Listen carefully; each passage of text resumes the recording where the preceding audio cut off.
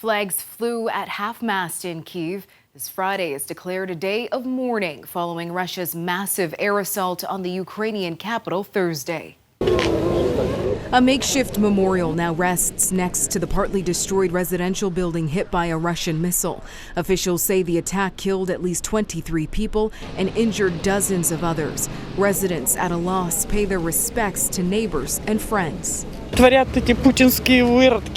I understand that there is a war going on and military targets may be bombed, but why would they lie to the whole world saying they only target military objects while in fact they keep attacking civilians deliberately? This is not the first house, not the second, not the third.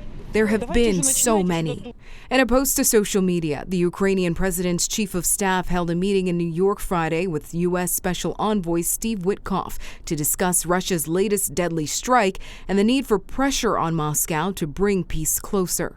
And in a joint press conference Friday, German and French officials agree that Kyiv needs strong security guarantees.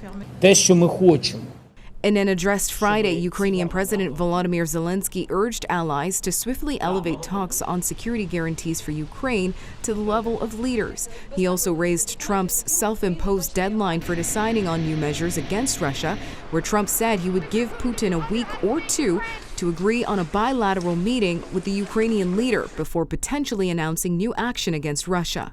2 weeks will be on Monday, and we will remind to everybody.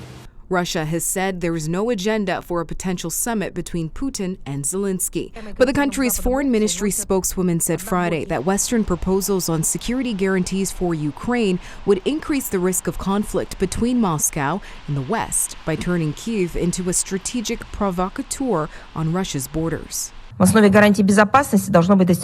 Security guarantees must be based on achieving a common understanding that takes into account Russia's security interests and not on the desire to turn Ukraine into some kind of animal.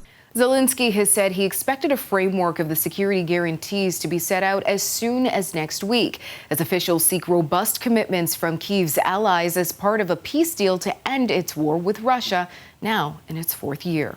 For City News, I'm Rhianne Campbell.